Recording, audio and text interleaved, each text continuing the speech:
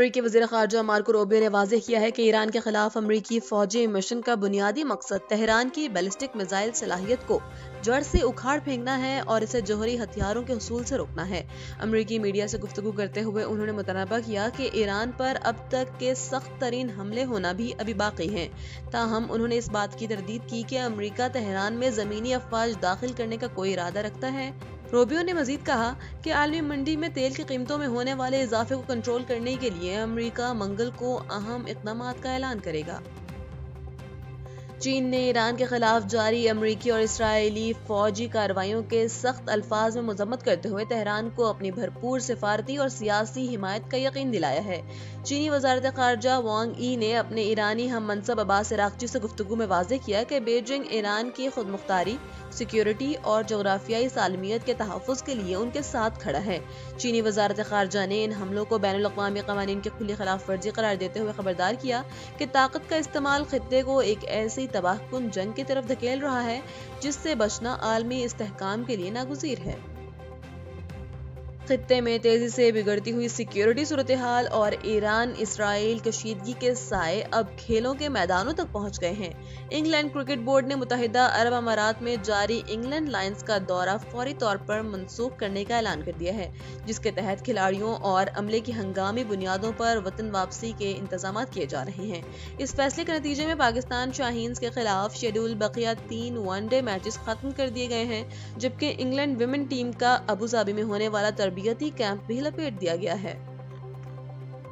اور وزیر اعظم شہباز شریف نے کویت کے ولی عہد شیخ صباح الخالد الصباح کو ٹیلی فون کر کے کویت پر حالیہ حملوں کے نتیجے میں ہونے والے جانی و مالی نقصان پر گہرے دکھ اور افسوس کا اظہار کیا ہے۔ اسلام آباد میں جاری اعلامیہ کے مطابق وزیر اعظم نے مشکل کی اس گھڑی میں کویتی قیادت اور عوام کے ساتھ پاکستان کی مکمل یکجہتی کا اعادہ کیا ہے۔ دونوں رہنماؤں نے خطے میں بڑھتی ہوئی کشیدگی پر تشویش ظاہر کرتے ہوئے برادر ممالک کی خود مختاری اور علاقائی سالمیت کے احترام پر زور دیا۔ وزیر اعظم نے واضح کیا کہ پاکستان سفارتکاری اور پرامن حل کا حامی ہے اور تمام فریقین کو ایسے اقدامات سے گریز کرنا چاہیے جس سے علاقائی امن و سلامتی مزید خطرے میں پڑ جائے۔ اسرائیل اور ایران کے درمیان جاری جنگ میں مزید شدت آ گئی ہے، جہاں اسرائیل نے اب تہران میں واقع ایرانی سرکاری نشریاتی ادارے کے ہیڈ کوارٹرز پر حملے کا دعویٰ کیا ہے۔ غیر ملکی میڈیا کے مطابق نشریاتی مرکز کے قریب زوردار دھماکے سنے گئے ہیں، جبکہ اسرائیلی فوج کا کہنا ہے کہ وہ ایران کی میزائل داغنے کی صلاحیت کو 2 سے 3 دن کے اندر ختم کرنے کے ہدف پر کام کر رہی ہے۔ دوسری جانب امریکی سینیٹر مارکو روبیو نے مزید سخت حملوں کا عندیہ دے کر صورتحال کو مزید کشیدہ کر دیا ہے۔